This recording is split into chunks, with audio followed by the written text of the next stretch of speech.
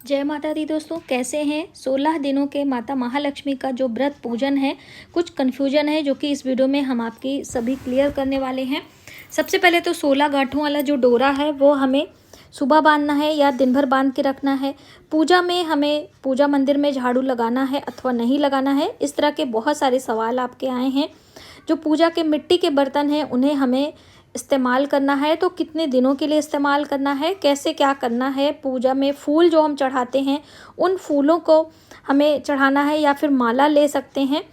तो आइए फटाफट से एक एक जानकारी हम आपके लिए बताते हैं और आपको समझना है और माता रानी को प्रसन्न करने का प्रयास करना है।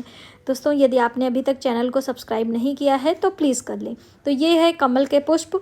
कमल के पुष्प माँ रानी को बहुत ही प्रिय हैं, तो आप ज़रूर उन्हें अर्पित करें। और अग्यारी की बात पूछा था, तो देखिए ये है गाय के गोबर को उपला जो होता है उसे शुद्ध देसी घी के साथ में हम प्रज्वलित करेंगे। कपूर भी आप लगा सकते हो और इसमें अग्यारी आपको दोनों समय करनी होती है। कथा के बारे में आप सभी लोगों ने पूछा था, तो कथा सुबह और शाम 2 समय हम पूजा करते हैं। तो दोनों समय में से जब भी आपको अवसर मिले आप पूजा में कथा ज़रूर सुने। बिना कथा सुने हमारी पूजा अधूरी होती है। और साथ ही दोस्तों, पूजा मंदिर में जब आप आएँ, चाहे सुबह और शाम, माता रानी के नाम का जयकारा और घंटे की ध्वनि आपको ज़रूर करनी होती है। इससे वहाँ की नकारात्मक शक्तियाँ दूर होती हैं और माता रानी की कृपा आपको मिलती है। तो कथा जैसे मैंने आपको बताया ज़रूर पढ़िएगा, हमारे चैनल पर मैंने आपको सुनाई भी है तो वो आप सुन सकते हो।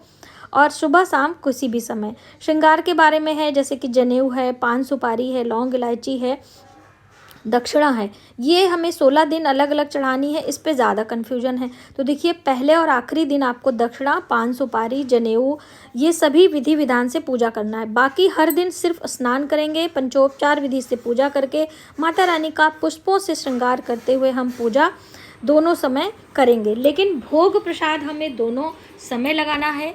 कथा, अग्यारी, ये सभी आप कर सकते हो, उसमें कोई प्रॉब्लम नहीं है। इससे माता रानी की कृपा आपको मिलती रहेगी। लेकिन भोग वहाँ पर छोड़ना नहीं है। पूजा के उपरांत आपको भोग उठा लेना है और अपने परिवार के सभी सदस्यों को वितरित करते हुए स्वयं भी भोग प्रसाद खा सकते हैं, क्योंकि सभी चीज़ें फलाहारी होती हैं।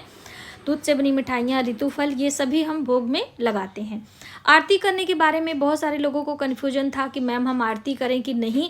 बिल्कुल आप आरती कर सकते हैं। आरती करने के क्या नियम है वो हमारे चैनल पर है। क्यों आरती की जाती है, इसकी महत्वता क्या है, तो वो आप समझें और आरती अवश्य करें। दीपक के बारे में कई लोगों का सवाल था कि दीपक हमें कितनी देर प्रज्वलित करके रखना चाहिए। हम वर्किंग वुमेन हैं तो हम कैसे करें। तो देखिए, यदि आप काम पे जाते हैं तो उतना ही घी और तेल डालें जितनी देर आप घर में रहते हो। बस पूजा करते समय आपका दीप प्रज्वलित होना चाहिए और धीरे धीरे वो शांत हो जाएगा। और उसके बाद आप अपने घर को लॉक करके पूजा से मतलब मंदिर बंद करके आप जा सकते हो, कोई प्रॉब्लम नहीं है। और घर में लोग हैं तो आप अपने घर अखंड दीप लगा सकते हो। अब झाड़ू की बात हो गई, तो जैसे मैंने आपको बताया पूजा मंदिर में हमें झाड़ू नहीं लगाना चाहिए।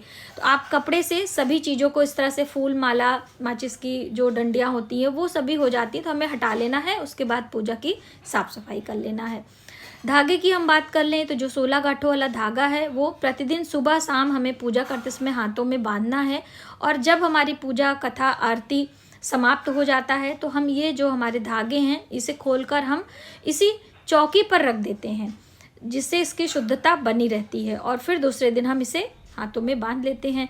पूजा के बाद जो हमारे आसन हैं उन्हें उठा लेना होता है और आसन उठाने से पहले जमीन पर आपको जल छिड़क कर 3 बारी पृथ्वी माता को प्रणाम करके इंद्र देवता का ध्यान ज़रूर करना है। दोस्तों, इससे आपका पूजा का फल आपको मिलेगा, वरना इंद्र देव पूजा का फल ले जाते हैं। तो आप ये कार्य करना ना भूलें। पूजा मंदिर में जो भी बर्तन है सुबह शाम हमें साफ़ करने होते हैं। अग्यारी हमें दोनों समय करनी है। सुबह नहीं कर सकते तो शाम को कंपलसरी है। इससे आपके घर में सकारात्मक ऊर्जा का वास होता है।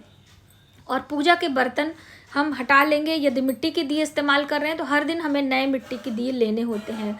बर्तन को दोनों समय साफ़ करना है। पूजा मंदिर में जो हमारा जल रखा हुआ है पूजा के लिए, उस जल को हमें सुबह शाम चेंज करना है। यानी बचा हुआ जल गमले में हम डालेंगे और वापस नए जल से पूजा की शुरुआत करेंगे।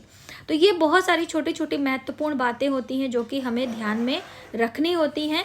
हमारे मन में कन्फ्यूजन पैदा करती हैं। तो इस कन्फ्यूजन को दूर करें और माता रानी का पूर्ण श्रद्धा भाव से पूजा करें। माँ रानी आपको आशीर्वाद देंगी, आपकी मनोकामनाएं अवश्य पूर्ण करेंगी।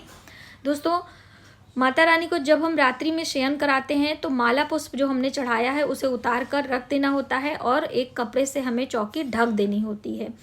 और भोग प्रसाद तो मैंने आपको पहले ही बताया कि आप हटा लिया करें।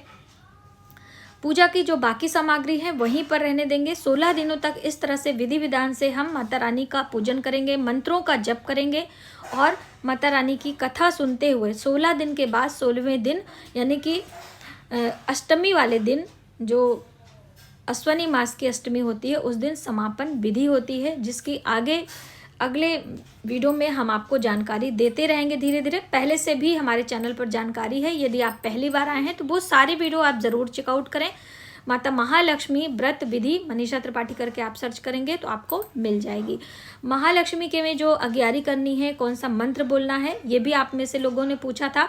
तो माता महालक्ष्मी के जो बीज मंत्र हैं उस मंत्र का इस्तेमाल आप कर सकते हो, या फिर आप ओम श्रीं श्री नमः इस मंत्र से अग्यारी 16 बार, 32 बार, 51 बार, जितना भी आपको करना हो आप करें और पूजा का फल आपको प्राप्त हो।